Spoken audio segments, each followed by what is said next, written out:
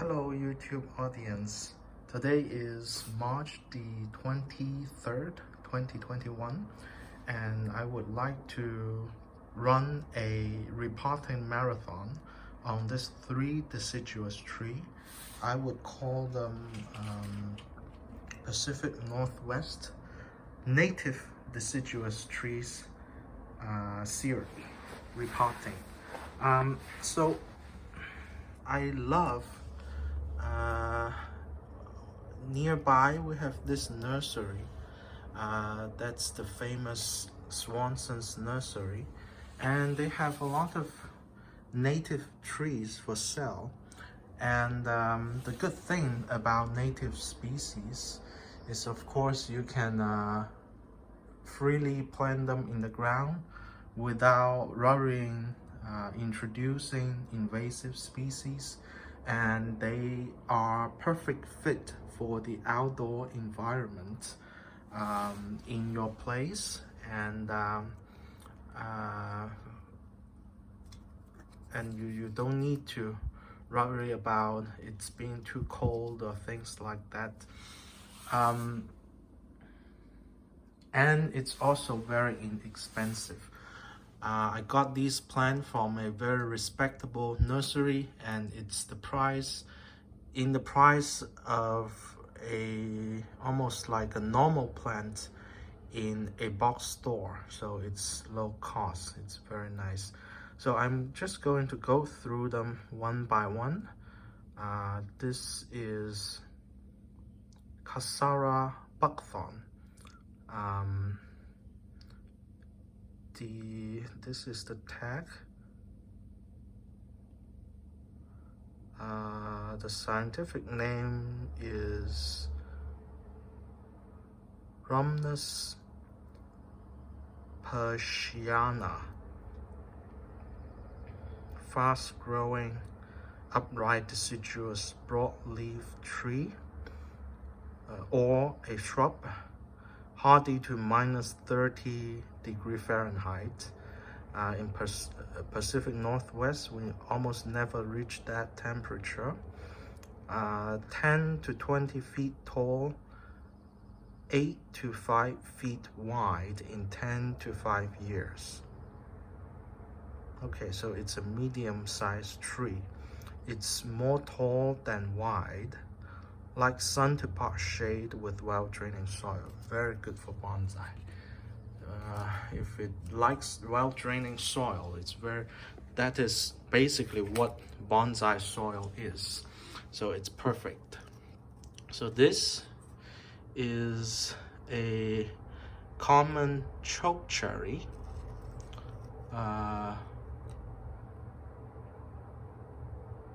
Prunus virginiana. Okay, it's actually, although it's a chokecherry, medium growing, rounded, deciduous broadleaf tree. White flowers in late April, hardy to -15 Fahrenheit. 15 to 18 feet tall, 8 to 10 feet wide in 10 to 15 years. Sun to pot shade and well-drained soil, perfect for bonsai. This is a Pacific flowering crab apple. So it's Melis fusca, medium growing, rounded, deciduous broadleaf tree. White flower in late maple, hardy to -20 Fahrenheit. 15 to 20 feet, 12 to 15 feet wide, 15 to 20 feet tall. In 10 to 15 years, sun to pot shade and well-draining soil. Water in summer. So all very good for bonsai. You can also see the buds start to swell, start to open, so it's a perfect time to repot. This is a little bit accelerated because I put it indoor 2 days ago, and the leaves already start to open, but it's fine. It is the right time to repot because the bud just start to swell. This too, you can see little green on the tips. It doesn't have too much leaves yet, and I'm not going to cut too much root, so it would be fine. Because the leaves has start to pop out, it's a bit late for huge cut, but in the end I'm not going to take all these growth, of course. This growth, the function of these growths is just to thicken the trunk. In the end, I think for this tree, I'm gonna do a big cut here, a big cut here, to make it a single trunk tree with this side branch. For this, because it has this very interesting movement here, in the end I'm going to do a cut here and grow the tree just a very short tiny tree here. And this tree, of course, it has a very interesting low spreading twin trunk, so probably I'm going to make it into a twin trunk tree with a lot of these lower branches. I'm just going to do trunk chop. I think this tree is still early enough I can chop it right now. This tree, because the leaves has opened up and the energy has grown up to the tips, what I want to do is let the repot and let the leaves flush out and harden off, and maybe do the trunk chop in summer for this two tree. For this, I may be able to chop it right now because the buds still haven't, it opened up a little bit but hasn't opened it too much yet. I will see. So what I'm going to do is I'm going to repot them into these training pots with a huge amount of drainage, and the soil I'm going to use is the original soil plus some pumice, and the original soil, nursery soil, they are designed to maximize the water attention and fertilizer attention, so the tree grow rapidly on the top. However, because the water normally stay too wet, it's not optimal for root growth. So in bonsai, we need optimal top growth and root growth. So that's why I'm going to add a lot of pumice, which is it's going to allow a lot of air in the root system, and plus this is also going to allow a lot of air in the root system, and the roots is going to grow very fine and very dense to start the training in both the root and the top without slowing down the development of the tree. So I'm going to turn on the time lapse and start the repotting marathon for these 3 trees.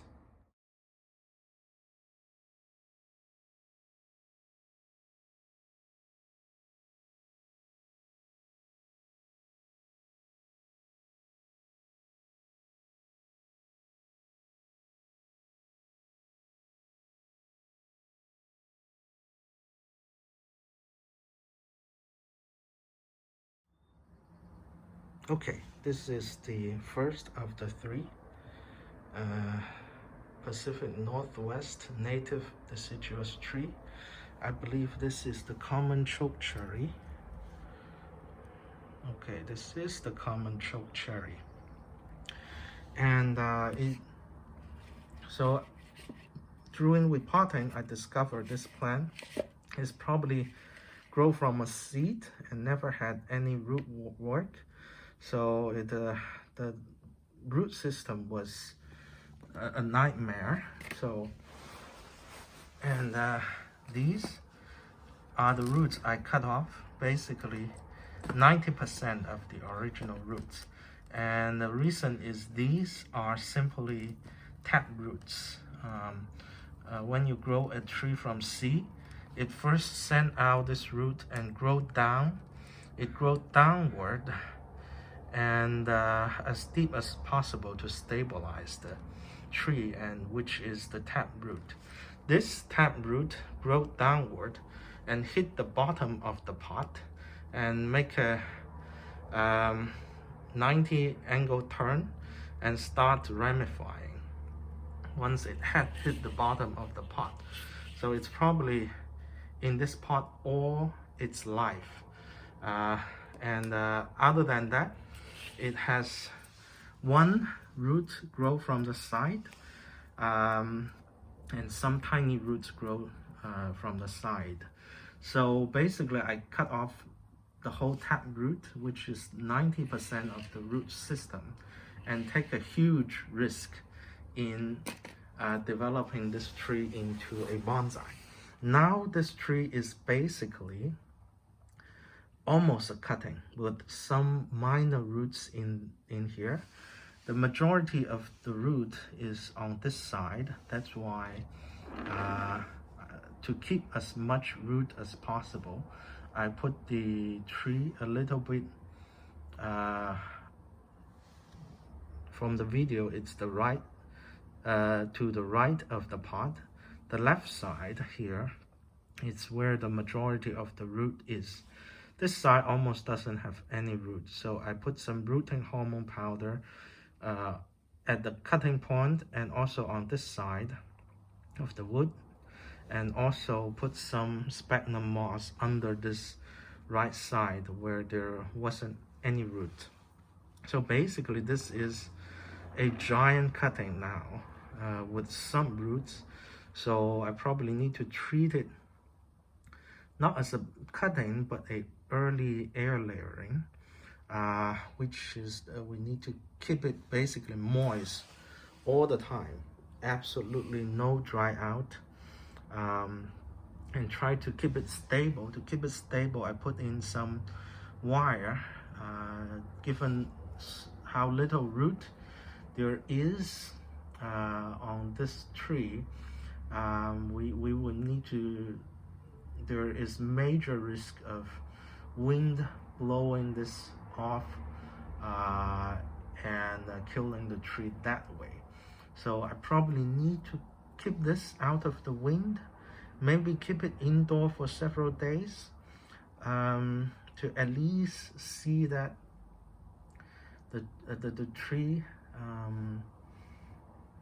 start to grow, and see if it would survive this operation, because the operation is so harsh.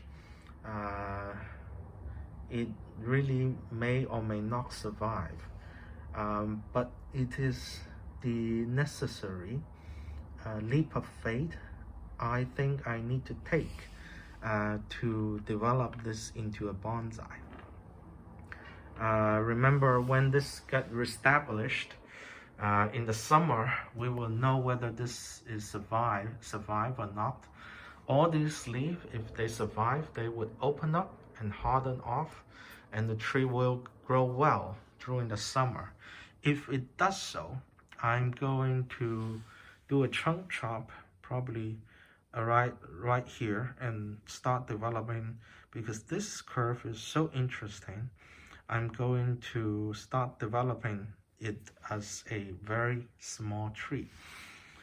So this is the repotting, the risk taking of this common chokecherry, and I will go on to the next one.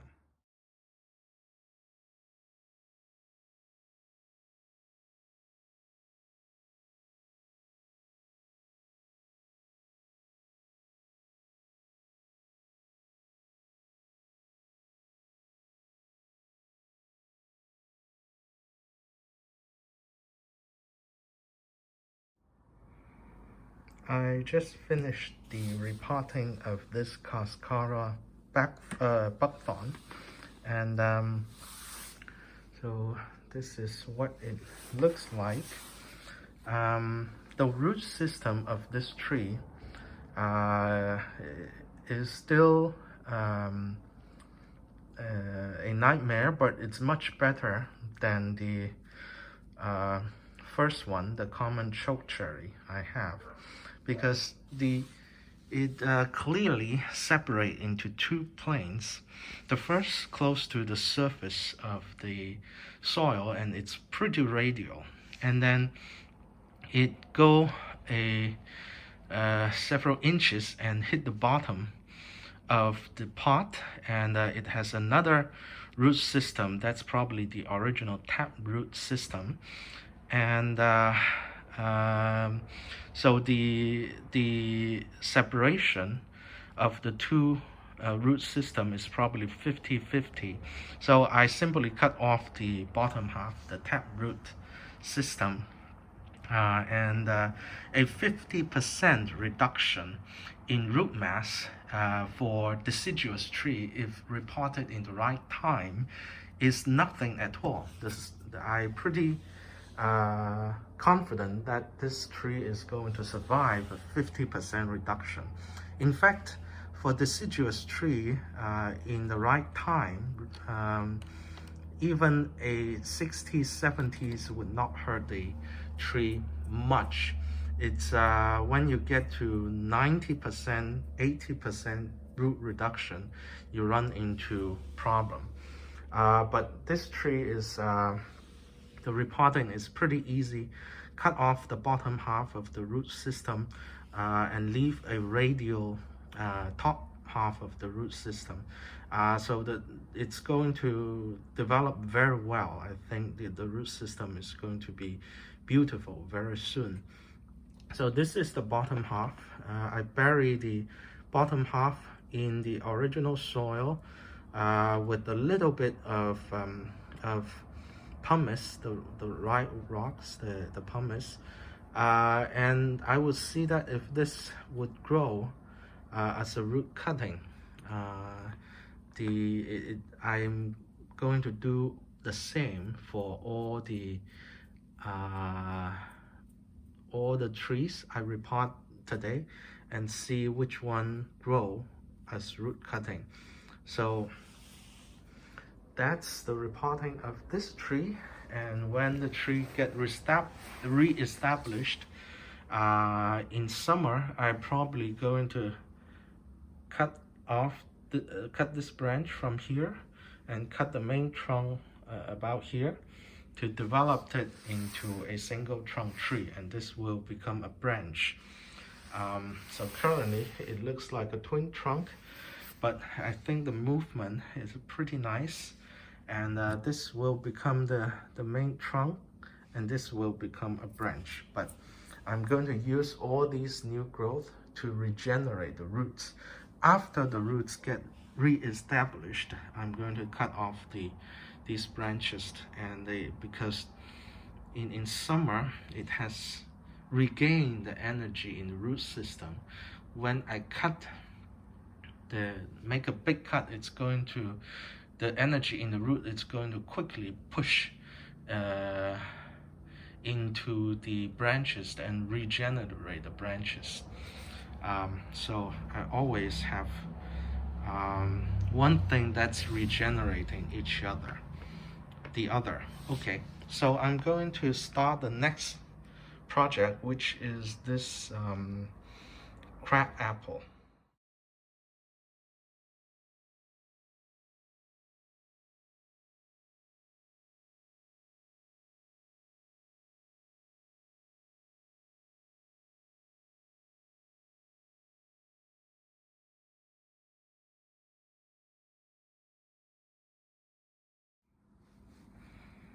Okay, I finished repotting this crab apple, Pacific flowering crab apple,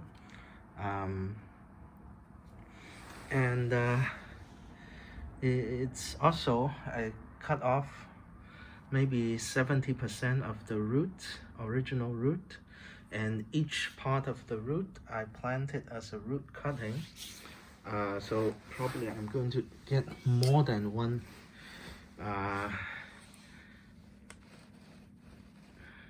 one crab apple from this tree. So this tree, we see some bud that's pushing on the tip, but it's not pushing overall. It's not pushing too much yet. So, and also it's very, very top heavy. I'm worried about the tree not being able to sustain itself with the little root it's left. So I'm going to prune it. I think it would be fine. So it's going to be a very small tree. I'm going to leave most of the bottom, so I'm going to prune it here. Okay, this part of the tree, and I'm going to take this as the main line. So this tiny bit, it's not necessary.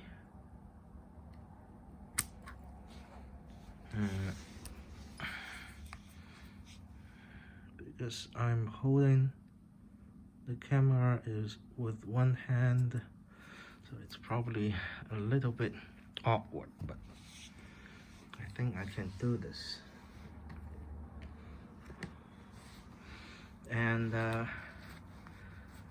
the other main branch, I see a leaf scar here, so I'm going to prune above it. Okay.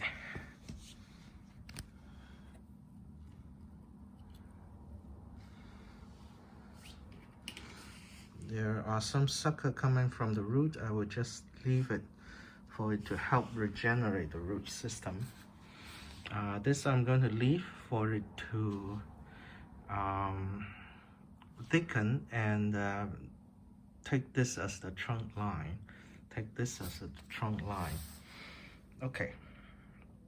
So this is the crab apple pre-bonsai, and I'm going to take a look on all the bonsai I repotted today. So I finished today's repotting marathon on the 3 Pacific Northwest native deciduous trees. From the left to the right, they are common chokecherry. This is the middle one is a Cascara buckthorn, and this one is Pacific. The right one is Pacific flowering crab, and all of it I've done very severe root works, especially the common chokecherry. Basically 90% of the root is gone, because working on bonsai requires such severe drastic surgery on the plant, so it's always a good idea to have a plan B if the plant doesn't survive. So I took a lot of cuttings. So these are their cuttings, and for the common chokecherry, which took the most severe root pruning, I did 2 root cutting. The root that was pruned off, I just put it back into its original soil. And for the buckthorn, I also do a root cutting. Basically the 50% root I cut, I stuck it back into the soil again, And for the Pacific flowering crab apple, I took both root cutting and branch cuttings because I also cut off a significant amount of branch. So simply stucking the branches into the hormone rooting powder and then stuck it back into the original soil. And we have good amount of branch cutting. We also have three, 1, 2, 3. The third one is invisible. So 3 root cuttings, and we will see if they all work. We are going to start with 3 plants and maybe end up with 10.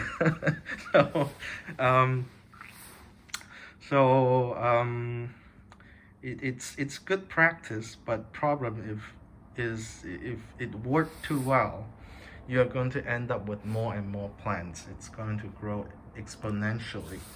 But anyway, you can always give the plants away because these are native species, so it's great to propagate them as many as possible.